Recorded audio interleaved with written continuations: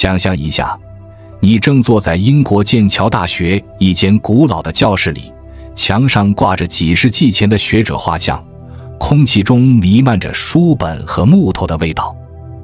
课堂上讨论正热火朝天，突然一位中国女留学生站了起来，语气里带着点得意，抛出一句炸雷般的话：台湾，哼，解放军一天就能让它变成火海。全场瞬间安静，空气仿佛凝固了。同学们面面相觑，有人皱眉，有人倒吸一口凉气。这话可不是玩笑，2300万人的家园被他一句轻飘飘的狂言推向了战火的深渊。你是不是也觉得有点心惊？这种嚣张的论调，近年来在国际校园里可不算稀奇。中国留学生们带着一股子战狼气势，常常在课堂、论坛上对台湾大放厥词，扬言解放军3、2天就能武统，甚至叫嚣留岛不留人这样骇人听闻的话。听着这些，你是不是也想问，这些年轻人哪来的底气？他们真觉得台湾这么不堪一击？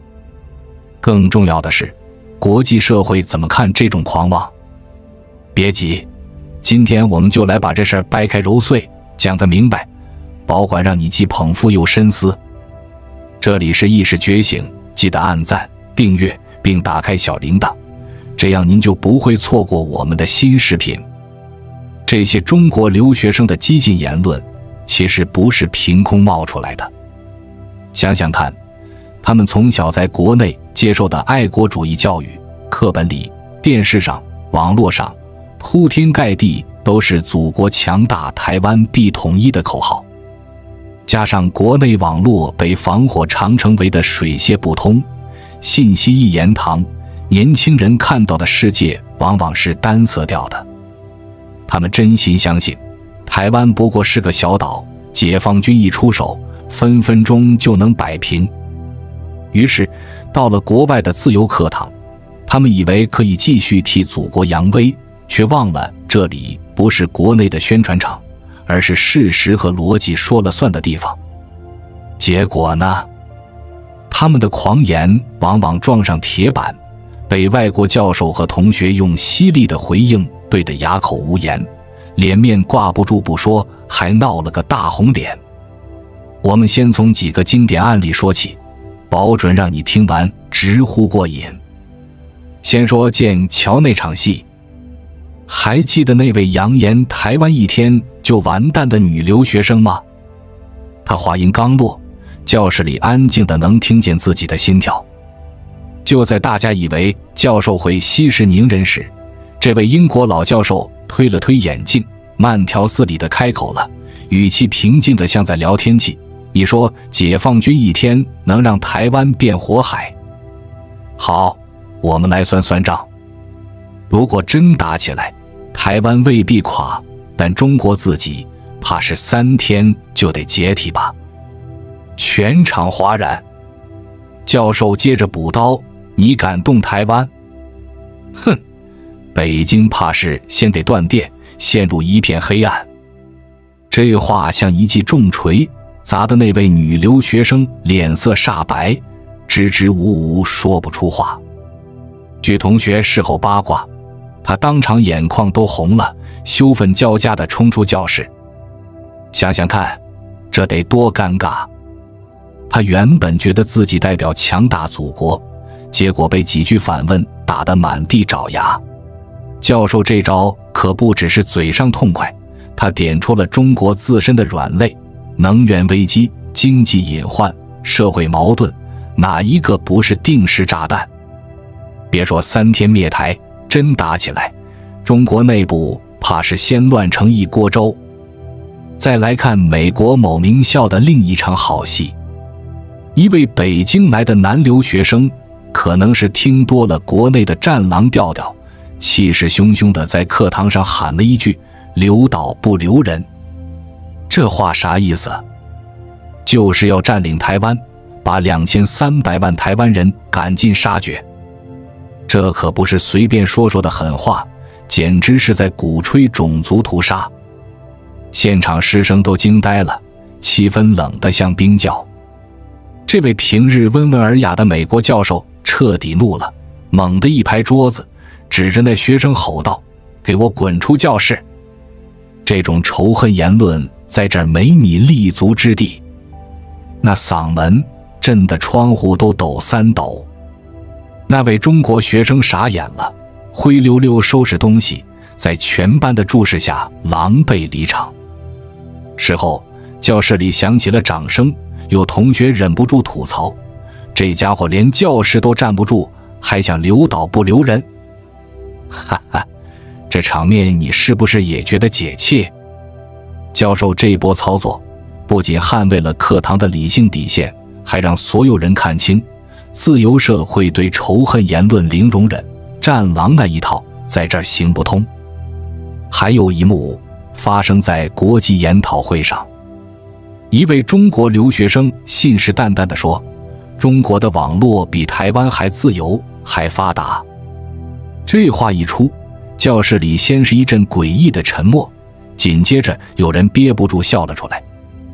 毕竟，谁不知道中国的防火长城把 Google、YouTube、Facebook 全挡在外面，动不动就封号删帖。这位学生却敢睁眼说瞎话，简直把在场的人当傻子。结果，台湾同学不紧不慢地举手，微笑着问：“请问，你在中国敢随便说台湾总统这几个字吗？敢在微博上搜64天安门吗？”这几句轻飘飘的问题，像刀子一样扎进对方心窝。那位中国学生顿时哑巴了，脸红得像熟透的番茄。还没等他缓过神，英国教授冷不丁补了一刀：“在中国，你敢提8964吗？敢公开批评政府吗？”这话一出，全场哄笑，那位中国学生彻底蔫了，整堂课没敢再吭声。这场景简直像一场公开处刑。台湾同学和教授联手，用事实和逻辑把谎言撕得粉碎，告诉所有人：别拿宣传当真理，自由不是喊出来的，是经得起检验的。这些案例乍看是课堂里的小风波，其实折射出更大的图景。中国留学生把国内的极端民族主义带到国际舞台，以为能震慑四方，结果却自取其辱。为什么？因为自由世界不吃这一套。这里没有防火墙，没有删帖封号，只有赤裸裸的事实和逻辑。那些一天灭台留岛不留人的狂言，听着吓人，实则经不起推敲。国际教授和同学的回应，像是给这些年轻人上了一堂生动的现实课，别光喊口号，睁眼看看世界。更重要的是，这些事件还让我们看到台湾在国际上的形象正在悄悄改变。从一个被边缘化的敏感话题，到如今被越来越多国家视为民主灯塔，台湾的国际声望可是今非昔比。你有没有觉得台湾这几年在国际上越来越有存在感？以前提到台湾，很多人可能只想到中国的一部分或者科技小岛，但现在台湾成了全球关注的焦点之一。为什么？还得从中国的战狼们说起。他们的咄咄逼人，反倒让世界更看清台湾的价值。2019年香港反送中运动被北京血腥镇压，一国两制彻底破产，国际社会开始警醒，如果自由的台湾也被吞并，香港的悲剧会重演。于是，捍卫台湾成了维护民主价值的重要一环。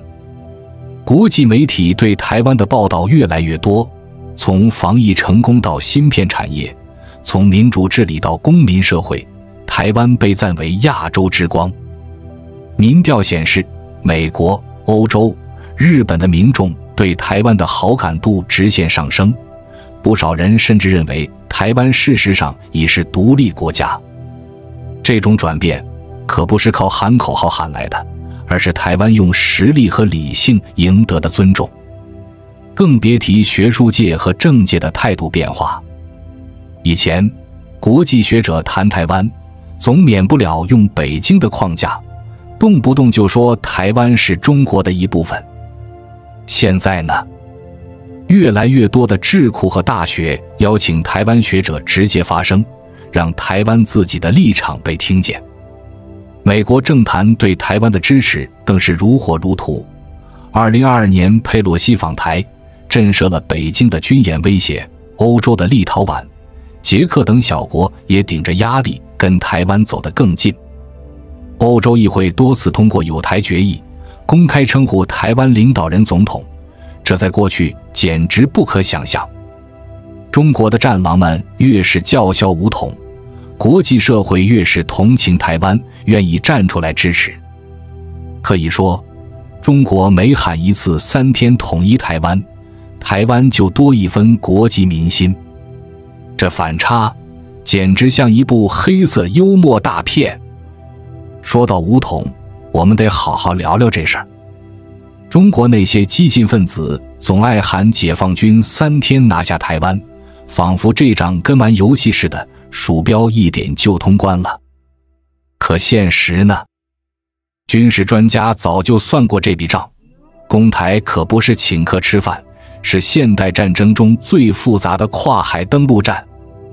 台湾海峡宽达180公里，风高浪急，地形复杂，解放军想登陆，得过5关斩6将。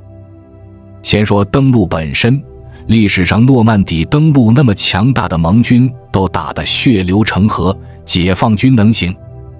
台湾海岸线布满反舰导弹，暗藏火炮，登陆滩头更是重兵把守，解放军船团还没靠岸，估计就得挨一顿导弹洗礼。再加上台湾的空军、海军和不对称战力，像雄风导弹、F-16战机、无人机群，哪个不是硬茬？别忘了，台湾背后还有美国、日本这些大佬撑腰。美军第7舰队、日本自卫队真打起来，解放军怕是腹背受敌，72小时解决战斗，做梦都难。更别提经济后果了。中国要是真敢动武，西方国家肯定祭出狠招，贸易封锁、金融制裁、冻结资产、禁运高科技，样样都能让中国经济喘不过气。看看俄罗斯入侵乌克兰的下场，经济被制裁的七荤八素。中国经济体量虽大，但对外依存度更高，一旦被踢出国际金融体系，粮食、能源、芯片全被卡脖子，14亿人的大国能撑多久？经济一崩，社会动荡，民怨沸腾，中共最怕的政权危机可就来了。更要命的是，战争拖久了，国内那些被压抑的不满、限电、失业、烂尾楼、过度防疫的怨气，全都会像火山一样喷发。到时候喊武统的小粉红们，怕是连电都用不上，还谈什么统一？说到这儿，你可能想问，那位英国教授为啥敢说中国3天就解体？因为他看透了中国内里的脆弱。2021年，中国多地限电，连北京都拉闸，工厂停工，交通瘫痪，网民都自嘲从嘲笑台湾限电到自己没电用。经济上，房地产泡沫破裂，恒大倒了，地方财政捉襟见肘，年轻人失业率飙到20%以上，躺平成了潮流。社会上，白纸革命的火苗虽被扑灭，但民怨的暗流从未停过。军队里呢，贪腐丑闻频出，将领被抓，装备维护成疑，士气更是问题。这些隐患平时被高压维稳掩盖着，可一旦开战，就像压箱底的炸药，一点就爆。教授那句北京先断电，可不是随便说说，而是句句戳中要害。回过头看，那些在国际课堂上叫嚣一天灭台的中国学生，其实挺可悲的。他们被国内的宣传洗脑，以为自己代表了强大祖国，却不知在自由世界，他们的狂言只是笑料。他们喊着留岛不留人，却忘了真正的战争不是键盘侠的游戏，而是无数家庭的生离死别。他们以为中国无敌，却没想过自家后院可能先着火。台湾呢，从来没指望靠喊口号保平安。这几年，台湾延长兵役，强化国防，争取国际支持，早就做好了准备。面对对岸的威胁，台湾人选择用冷静和团结回应。我们不挑衅，但也不怕战。正如那句老话，备战才能避战。台湾越强大，中共越不敢轻举妄动。最后，我们再回到剑桥那间教室，那个冲出教室的中国女留学生，或许在泪水中明白了点什么。她的狂言换来的不是掌声，而是教授一句振聋发聩的反问，感动台湾。中国才撑不过3天。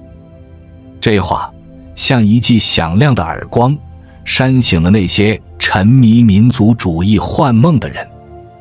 台湾不是弱者，它有2300万人的意志和国际正义的加持。中国也不是铁板一块，它有掩不住的裂痕和危机。历史的天平永远偏向自由和真理。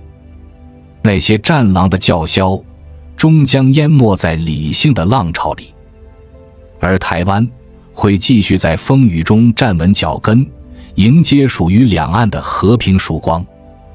你说是不是这样？